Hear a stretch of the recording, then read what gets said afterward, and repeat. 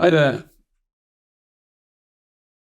I thought I would share a little bit about what I'm currently working on. I don't often do that because sometimes I'm in a process, an inner process of creativity. And when you're in a process like that, you don't often feel to share it because you're in the middle of it. But I think it's quite nice, and I hope it will be of inspiration to you and just also give you some information about what I'm up to, because I sometimes a long time goes by and you don't hear from me, I know. So at the moment, I'm in an inner process of writing a book, and the book's called The Sage, and it's my kind of Gene Keys I Ching, and it is all the lines of the I Ching which I'm writing. And so I've given them all names, and there's 384 lines, and I'm working on writing them. And in each one, and it's taking time. I started 2 years ago, and I can only do a little bit each day because I need the contemplation space when I'm going into a line, this 384, and sometimes it takes longer than a day to just digest it, feel into it, and then I go about my daily life, and then things happen, and out of those things that happen, I often get a teaching that's about that line that I'm contemplating, and so it's a living transmission.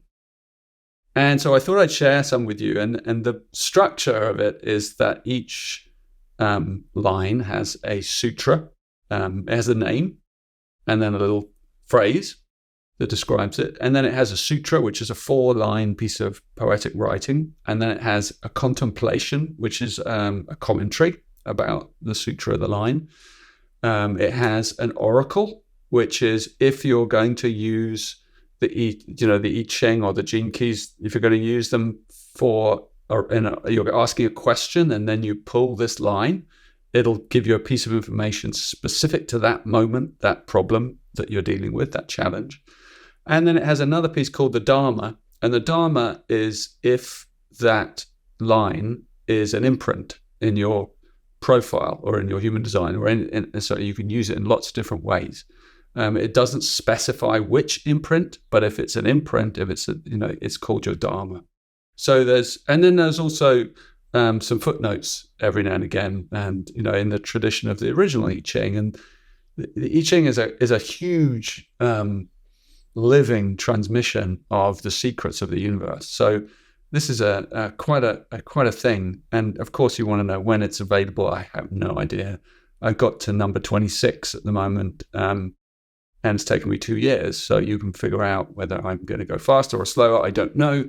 But that's where I'm at. And it's a great project. So I'm going to read you a couple of them. I thought I'd share a couple at random, just so you get a taste. So I'm going to read you Gene Key 20, line 1. And this is called Spontaneity, the realization that our breath is the breath of the divine. And the sutra is called the 8. Only in stillness, the breath. Only in silence, the word.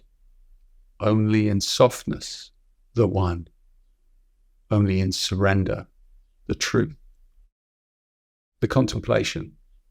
In the higher teachings of the Gene Keys, Gene Key 20 represents the octave, the 8th note that transcends sound itself.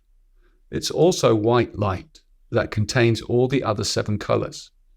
In the field of time, this is the 8th day of the week, eternity itself. The 8 has always represented the infinite. Here it becomes contemplation in action as spontaneity.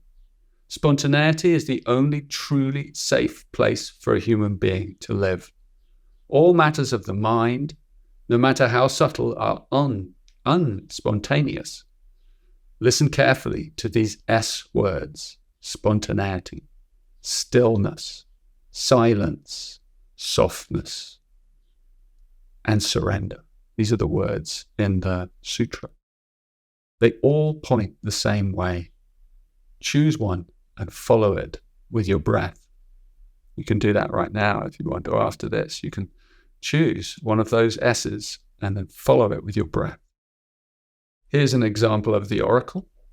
There are times when All we really need to do is breathe. Nothing else is needed. When you feel out of sorts or anxious or a restless spirit descends on you, do something that forces you to become more aware of your breathing. It could be exercise or dance or song or mindful meditation. Action that follows restlessness can only lead to more confusion. This is a perfect time to rest in inaction. Inaction is not the same as caution, hesitancy, or laziness. Spontaneous inaction is true power. When you drop into it, then sooner or later, a true and spontaneous action will emerge in its own time and way. So that's the piece of advice. And then the Dharma, if you happen to have 20, line 1 somewhere in your profile, your chart, your fulfillment in life is deeply linked to your breath. You're here to learn from your breath, and through this, to find your way to empowerment and peace. Be careful of goals.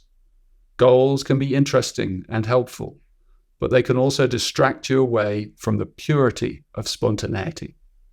When you look back at your life towards the end, you will see that everything of true value happened without being part of any grand plan.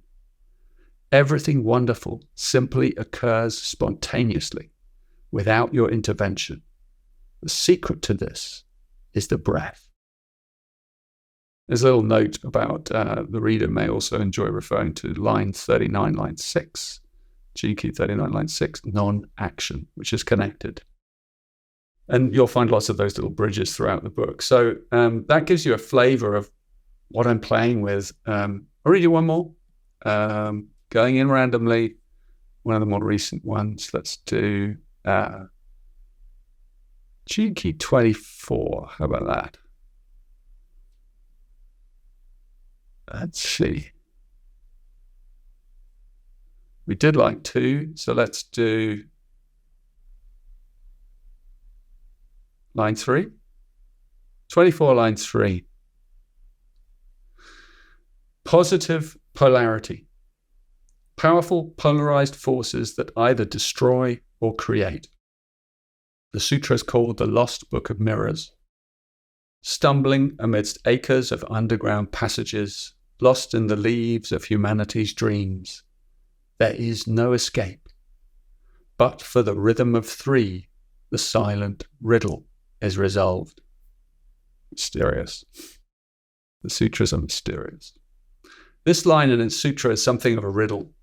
There is immense creativity and dynamism here, born out of a vortex of polarized forces.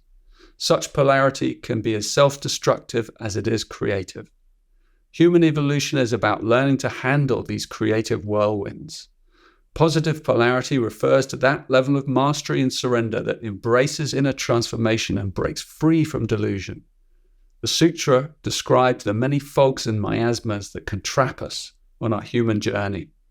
The mystical rhythm of 3 is the fundamental pattern of the Trinity, the sacred thread of trust that leads us out of the labyrinth and back to our source in the purity of silence. If you know your Gene Keys, you'll know that Gene Key 24 is about silence.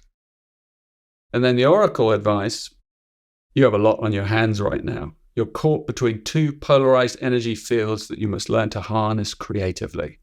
Accept that this is a time of uncertain outcomes that you cannot control. Surrender to the whirlwind and enter it not with fear, but as a dancer in the wind. Soften your face and breathe deeply, letting the currents of fate deliver you where you need to go. Let everything go right. Let everything go right now. This can be a time of magic rather than panic. It's all down to your attitude. There is only one thing you need to know, that all will turn out for the very best. Isn't it interesting that each one of these, I could write 384 shards of wisdom and, fractal wisdom, and every single one of them applies to every single one of us. The Dharma, your life is a spiral of sweet sacrifices, beautiful breakthroughs, and intense lessons.